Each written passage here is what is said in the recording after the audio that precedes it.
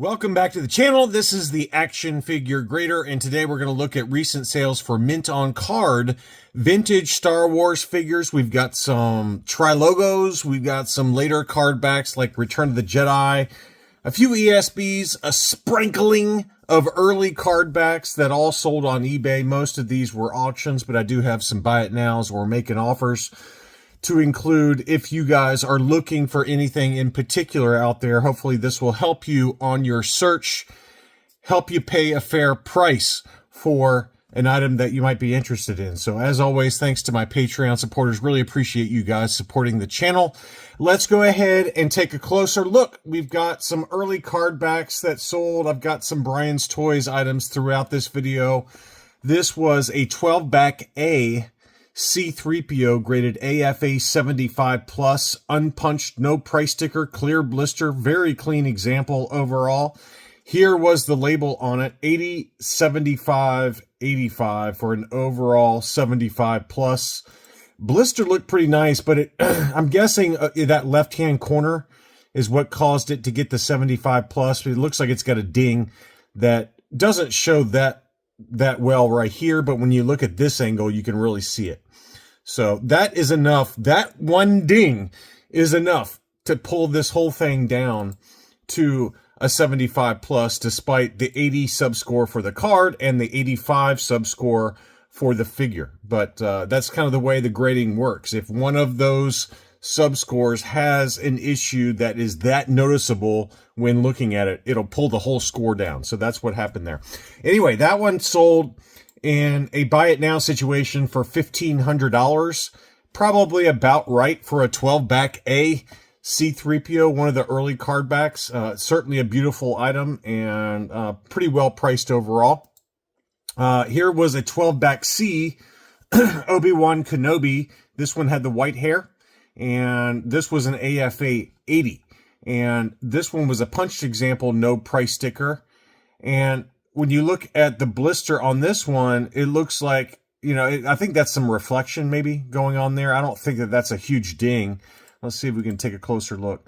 Well, see on this angle, it looks like it's got a pretty pronounced ding along with kind of a spider vein type thing, a white spider vein type thing on the blister.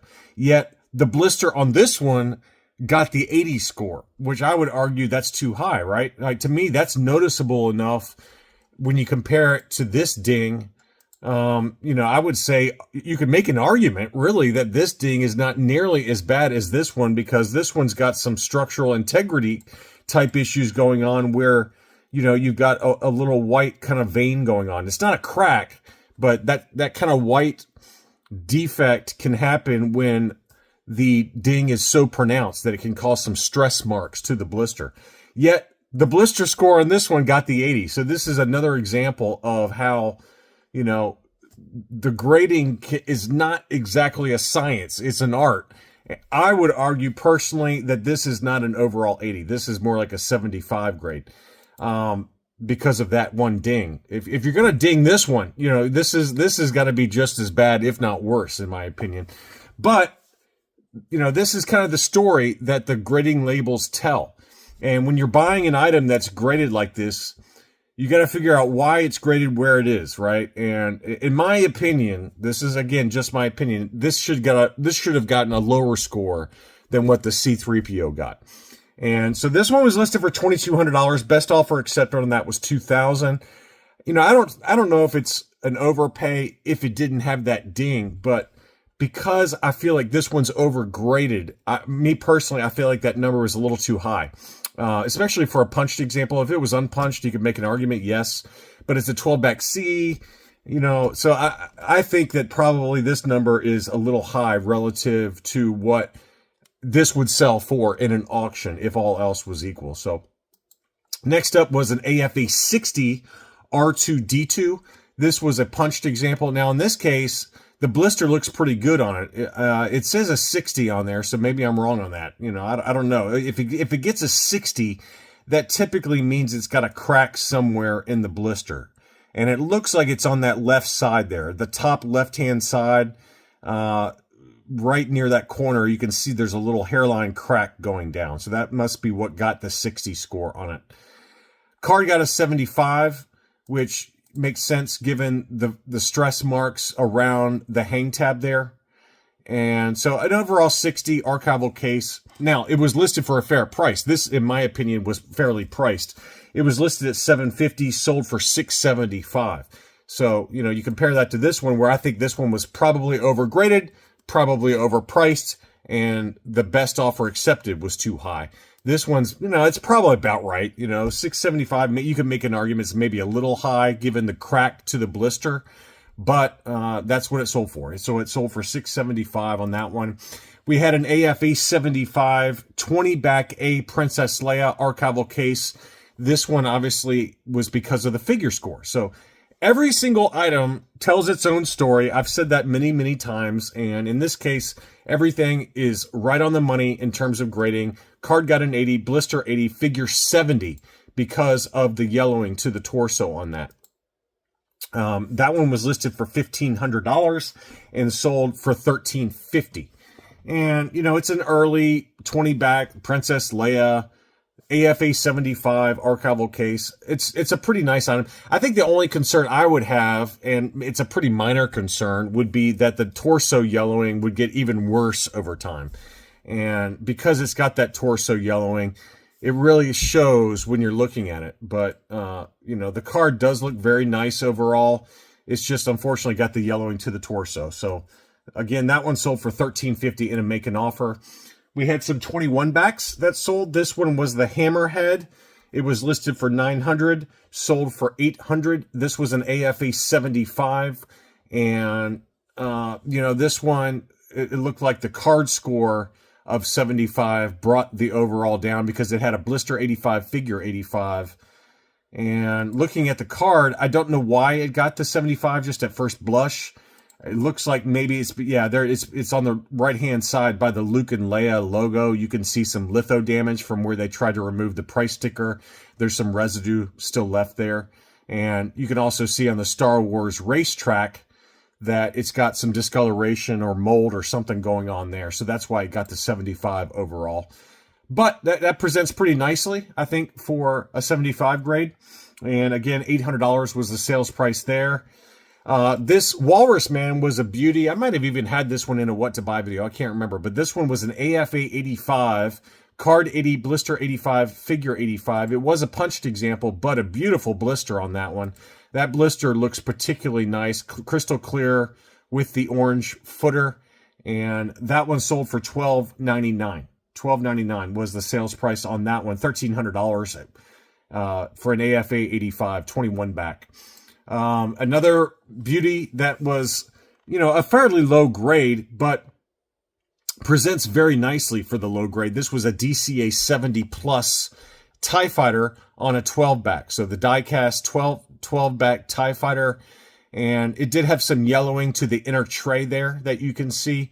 The outer blister was still in really good shape, but the inner tray that kind of holds the torso, or the fuselage in place, had some yellowing going on, and it did get the yellow designation because of that. So DCA 70 plus grade, card got a 70, blister or bubble got a 75, and then the vehicle got an 80. But pretty nice looking example, though. You know, you can see why it got the 70 grade. There's, you know, some kind of striping going on there. I'm guessing it was because it was packed back to back with another DCA, another die-cast item that probably caused that to rip off. Who knows? You know, it could be a number of different things that caused that. It could have been when they opened the sealed case that it caused that striping on there. But still, that presents very nicely for a 70 grade, and that one did sell for $675. And, you know, that's something to note, is if you're looking at a mint on card item and it has an inner tray, whether it's a die cast like this or some of the later Return of the Jedi, like Luke, Jedi, and Boba Fett, they have those inner trays. If those inner trays have yellowed, but the outer blister is still clear, it will still get the yellow designation. So not a big deal, but just something to point out for those that are looking at an item saying, I wonder how this is going to grade.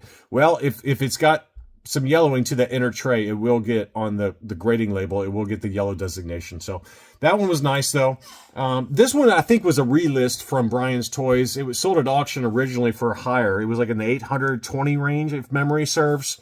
It got relisted. This was the 41 back B Stormtrooper clear blister AFA 80 punched example. But first time around, I think it's sold in the 800 range, and second time around, it sold for 658. It never sells for, very rarely anyway, it very rarely sells for the same price or higher the second go around. But you know, if you get somebody in an auction that doesn't pay, then you relist it. So that's probably what happened there. But 658 was the final sales price on that one for the second time around. Some budget-friendly items. I thought this was a great deal. I sent this out to my Patreon supporters.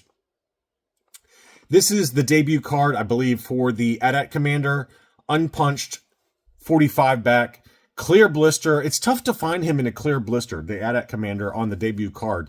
They usually yellow, I feel like, but this one did have a little stress mark by the hang tab there, but I don't know. That's a pretty nice example, and it was 180 bucks. I mean, that's a great deal. Great deal, if you ask me. So blister was in really clean condition, crystal clear. And that was really the only defect was around that hang tab. I think this gets a low 80 grade is my guess on that one. So great deal there for 180 bucks.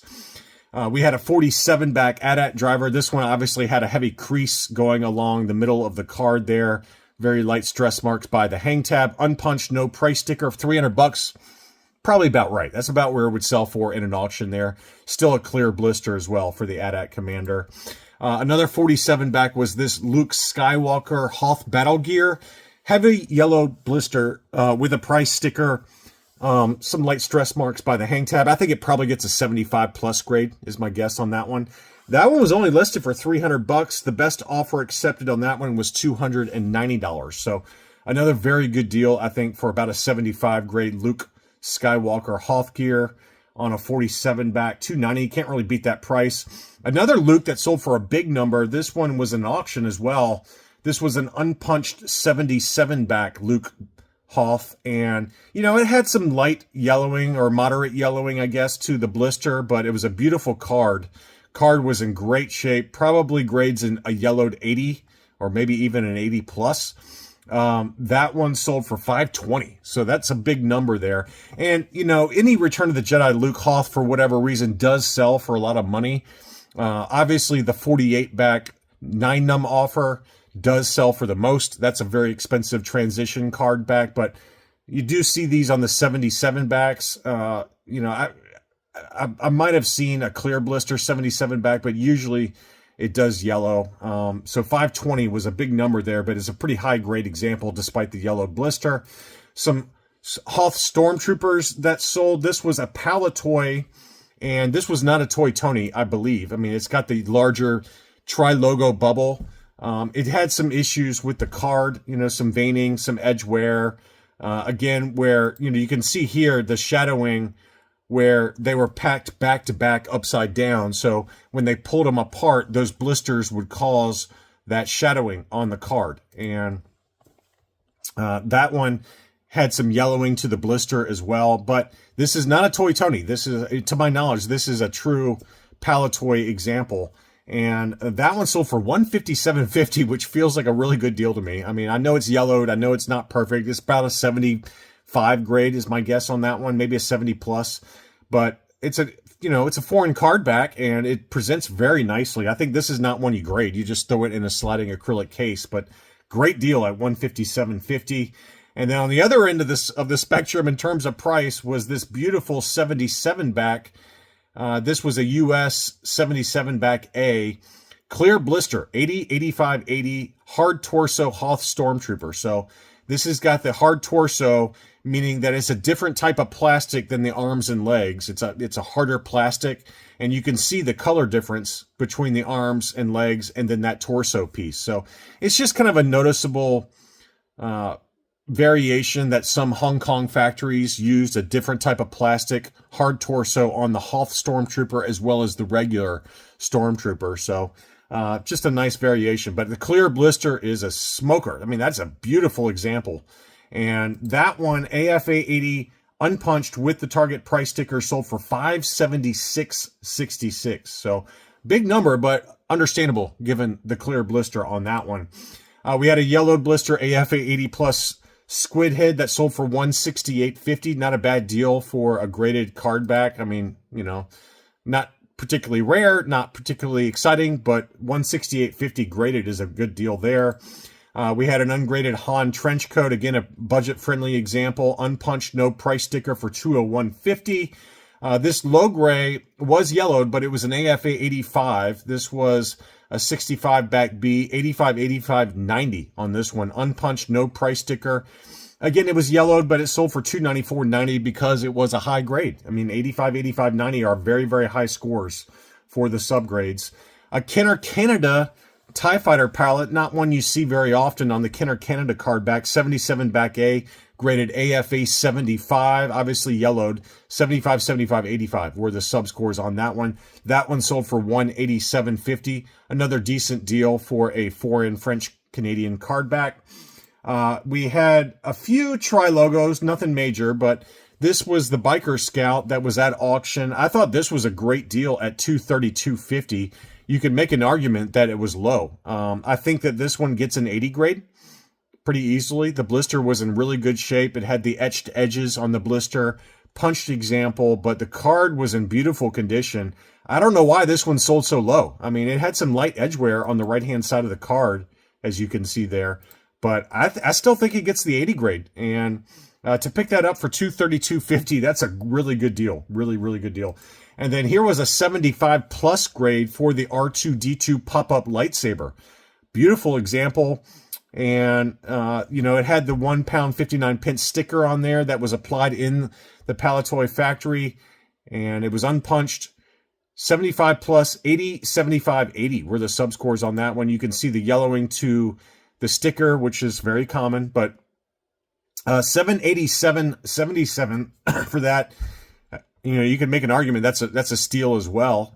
In this kind of condition, that loose figure, we've seen some sales in my loose complete videos that are pretty close to that number, if not at that number. So to get it mint on card, graded AFA 75 plus, I mean, I'm a little surprised that one sold as cheap as it did.